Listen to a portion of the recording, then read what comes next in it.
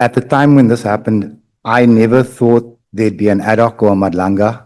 I thought it was a simple case of possible corruption. So I didn't write down the dates, and I've actually lost the device that I had in my possession at the time, which should have made things much more easier, but I don't have it.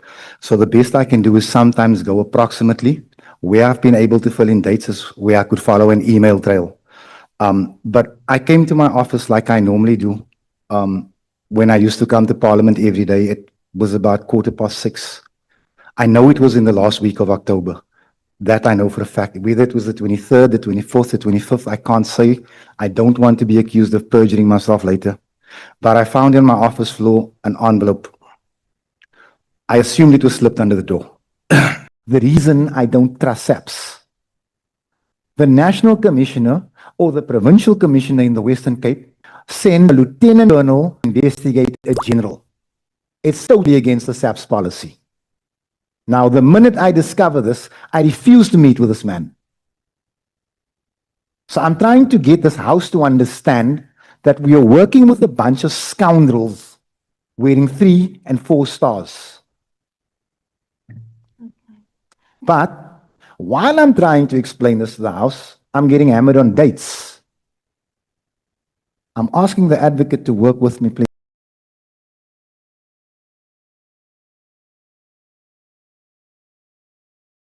Hi everyone, welcome back to the Controversial Podcast.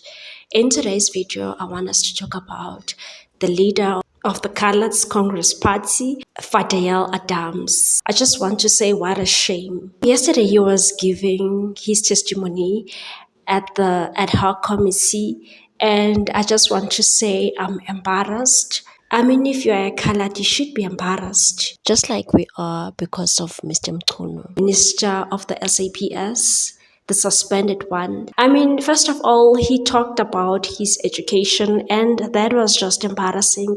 He's a school dropout. That's what he said. Well, I'm not so sure whether he dropped out in primary school or he dropped out in high school. No wonder he was going around like a headless chicken, opening cases against General Fani Masemula and also General Nhlanhla. He's been going around opening cases. He doesn't want to wait. There are processes and procedures in every organization. So I don't understand why he's behaving like this. At least it would have been better for him if he went to Abbott School. We wouldn't be here because he doesn't even know the dates when he opened those cases. That's how shameful it is. Like, they can say whatever, guys. Education is very important. Don't be fooled by other people. At least you should have a grade 12. If you want to be a politician, go and learn about politics. There are courses in universities or universities of technology where you can study politics. Know about politics, know about the economy. Be a smart politician. I just laughed when he said there's nothing to brag about when it comes to education. Like, say, why didn't you go to school? I'm sure you were very old in 1994, so I can forgive you that you don't have a grade 12, but why didn't you go back to school and go to Abbott School? That is a night school. You would have completed that program and go to UNISA. You know, the top cop of KwaZulu Natal, I'm talking about the provincial commissioner of KwaZulu Natal, Nhlanhla, was right when he said he wants Fadel Adams in prison. He's having classified information. He's friends with McBride. We've heard about the shenanigans of McBride, what they are doing in the SAPS. Like, we've had it enough of these people who behave like they're untouchable. Why did you have the classified information? You're not a member of SAPS. You are just a mere politician. You shouldn't have those documents in the first place. No wonder General Nhlanhla was so angry about it. Like, why do you have that information? And you are lying to us. You keep on saying, no, I have found it under my door. He said something like it was slipped under his carpet or under his door. Like, we're not kids. We're definitely not kids. Fadel Adams, we are not kids. You know exactly where you got those documents. So stop lying to us, please. Another interesting part he spoke about was PKCC. He was busy saying, no, they should be cancelled. PKCC should have been disbanded long time ago because they had only one political matter case that they were dealing with. When the member of Umkhonto Sizwe Party, Skosana, asked him, are you sure about that? So you mean to tell me that they were only dealing with one matter case that was politically motivated? Like, you can tell that he doesn't even know what he's talking about. He gave a lame excuse saying that there are so many colors who are dying in Cape Flats. This PKCT team should be disbanded because they are not even helping there. Quickly, Skosana reminded him that there is a task team that deals with that Cape Flat drug problem. You can tell that he's unaware what he's talking about. You opened cases, you don't know the dates. Secondly, you deleted the emails. He says he was running out of space. I'm not too sure whether he's using Gmail, but he could have printed those emails and put it somewhere safe or do e-filing with them, and also manual filing. Why couldn't he do that?